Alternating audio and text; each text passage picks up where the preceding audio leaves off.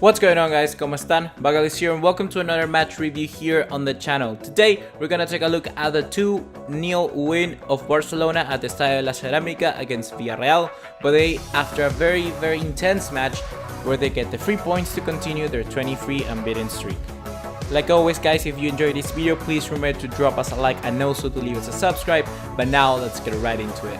I gotta say that coming into this match, I was very nervous. I was very nervous because Real Madrid won 5-0 against Sevilla, Atletico Madrid won, Valencia won. So if Barcelona were to lose or to draw this match, they were only going to be 2 points away from Valencia and just 3 out of Real Madrid and Atletico Madrid.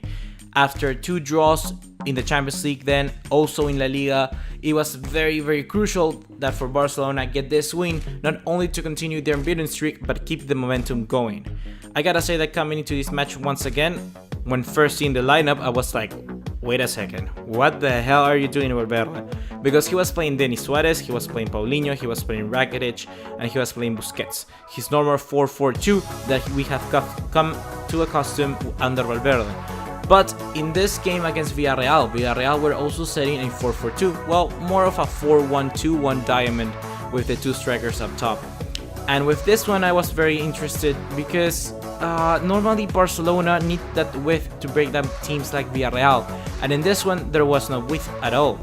Luis Suarez, you could say, acted a little bit as a, a width player, like a winger, but he isn't exactly that. He's a player who likes to come into middle, and Rakitic is the same. So it was very weird for me seeing this lineup. And that's what happened in the match. For the first half, it was very stale. It was kind of like a stalemate of World War I. No team was pushing whatsoever. Too few chances, very few chances, to be honest. And I was just, getting bored. I didn't even watch exactly the first half because there was nothing going on. So in the second half, I decided to, sit back, just relax and enjoy the match to see how Barcelona and Valverde could get out the 3 points from Villarreal. Valverde, the first change he did was very interesting.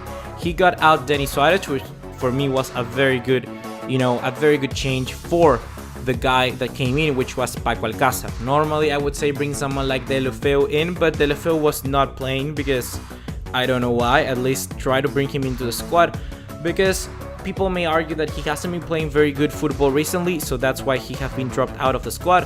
But I just think that we still needed a player like him sometimes, so perhaps in this case he could have impressed, I'm not too sure.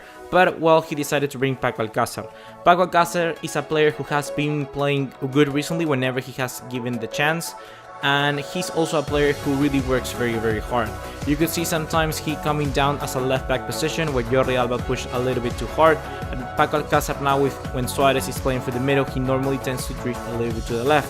So in that position, being him, Paco Alcacer, a striker, not a left winger, not a left mid, not a left back, running around that channel is very impressive, and I'm very good and very proud to have a player like that in the team who just like a little bit of work and has that ethic to put his gut for the team. So in that sense, I think that Paco Alcacer was a very good change, and that actually brought the first goal. Messi played a very good pass onto Jordi Alba or to Messi back again. Messi passing the ball to Paco Alcacer, not to Suarez, and then Suarez, Paco Alcacer 1-2, and then Suarez took away Asenjo from the play completely and scored in an open net. I gotta say that goal was one of the best I've seen so far Barcelona score this season, alongside one with Celta Vigo and another one from Juventus. So it was very good to see Barcelona still having that in their locker, but it's very few and far between in this scenario, in this new season where the team has been very compact. It's quite difficult to see this because normally you will associate, once again, like I said, Barcelona, you will associate them in Spanish with having brillo.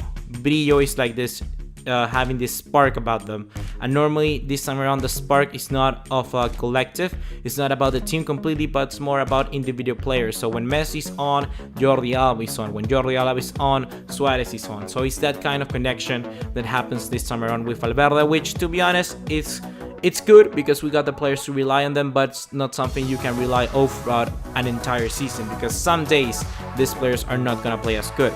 And that actually happened with Messi today. Messi was having quite a difficult match. Messi wasn't on point. His passes sometimes were a little bit, off. his shooting was also off, so it came around to other players like Suarez to create this moment of brilliance with a 1-2 with Paco Alcacer to try and get the goal.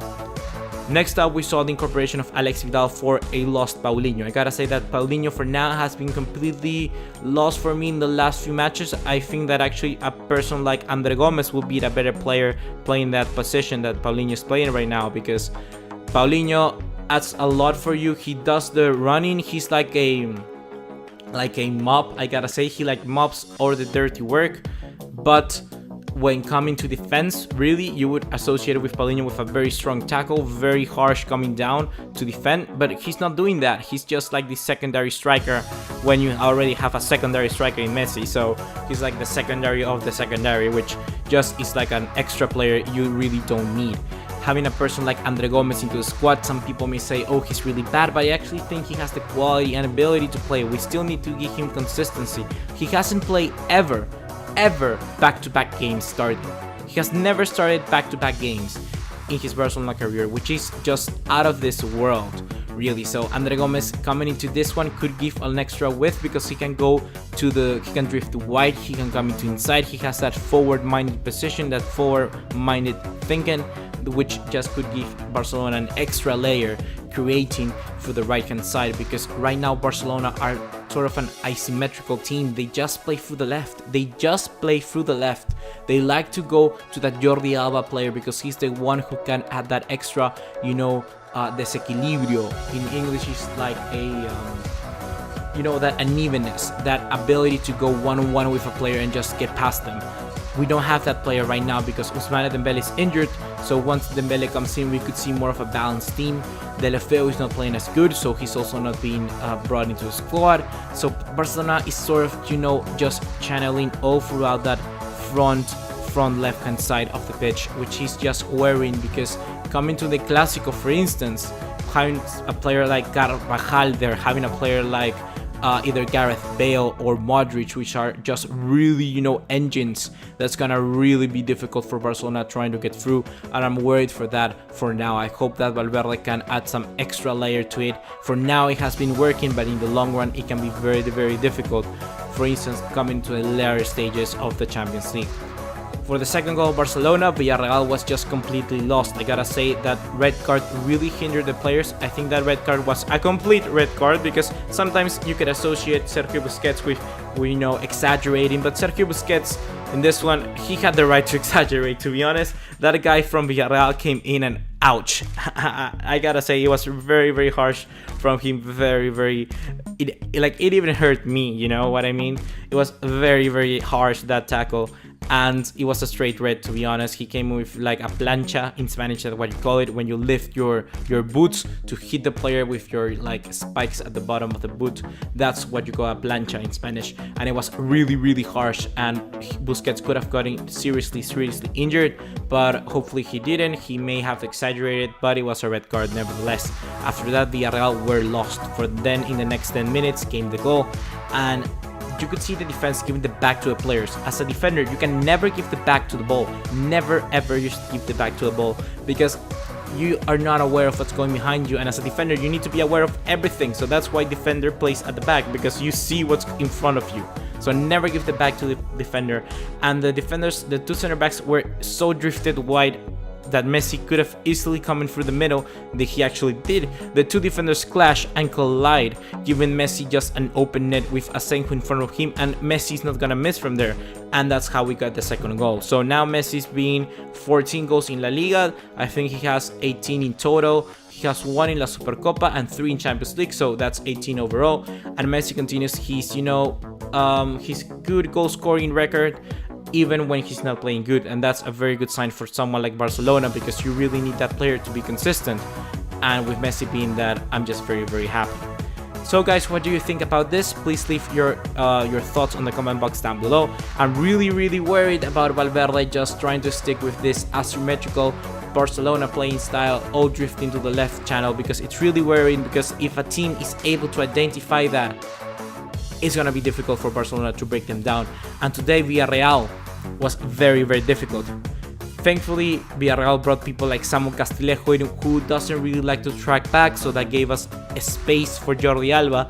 But once again, like I say, when we get a player who likes to track back, a player who's able to work, sort of like Paco Alcacer in the other team, that's going to be very, very difficult for us. So hopefully Valverde is able to identify that and change that before the Clásico. Like always, guys, please remember to drop us a like and also to leave us a subscribe. But now I'll see you in the next one. Take care. Ciao.